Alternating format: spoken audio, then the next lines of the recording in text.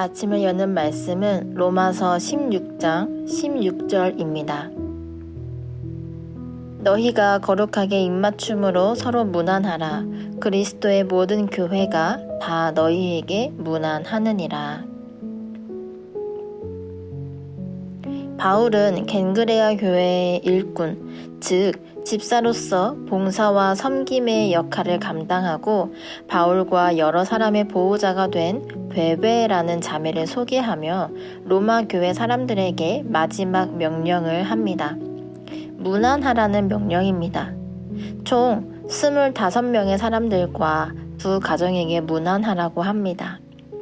문안하라는 말은 명령이긴 하지만 이 속에는 이들을 향한 바울의 마음 또한 담겨져 있습니다.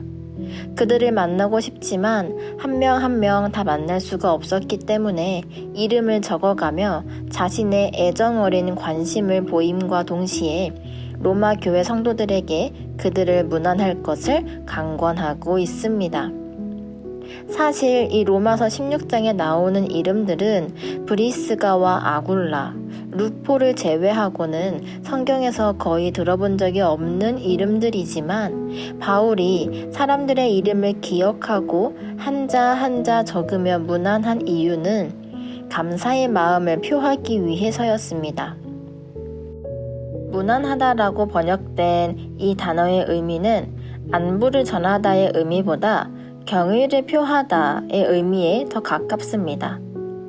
바울이 이들에게 경의를 표한 이유는 바울이 복음을 전하는 일에 함께 해주었고 도움을 주었기 때문입니다.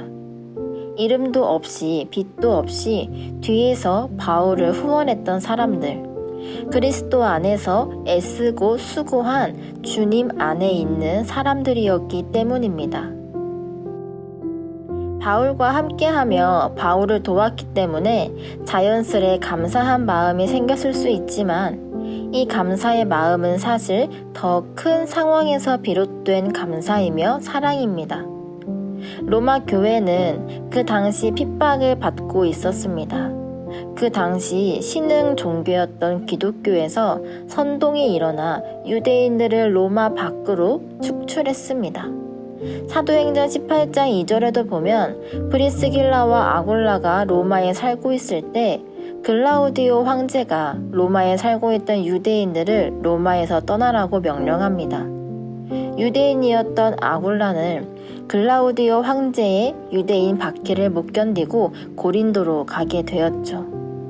또한 로마에서 일어난 화재 사건의 책임을 신흥 종교였던 기독교에 덮어 씌우고 예수의 12사도를 비롯한 기독교인들을 대학살하였습니다.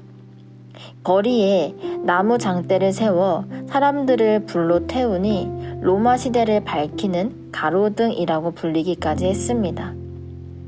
이러한 극심한 상황에서 그들은 믿음을 지켰던 사람들이었던 것입니다. 핍박과 박해가 가득했던 상황에서 예수 그리스도를 믿는 믿음으로 하나가 되어 서로에게 동역자가 되어준 사람들이었습니다. 복음을 전하기에 애쓴 사람들이었습니다.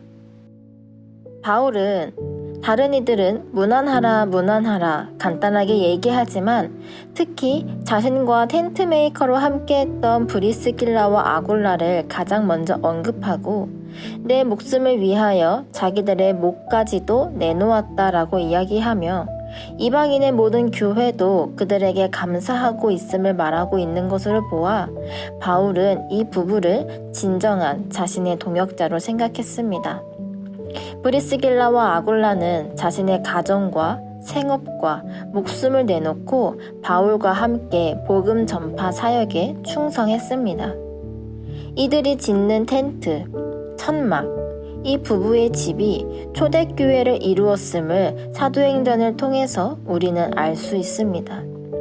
그렇듯 성도 여러분, 우리는 서로에게 거룩한 동역자가 되어 주어야 합니다.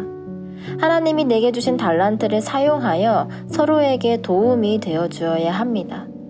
어떤 도움이냐면 하나님 나라를 이루어가는데 도움이 되어 주어야 합니다.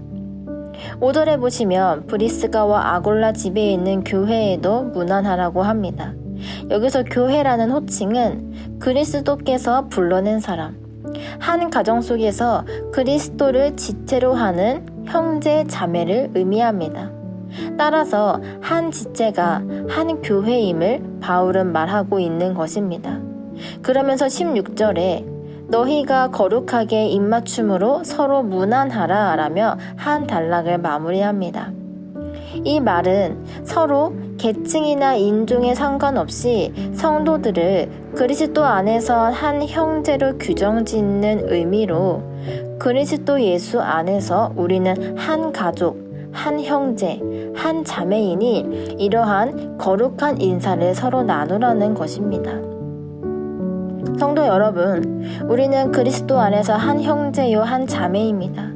다시 말해 그리스도 안에서 한 가족이라는 것입니다.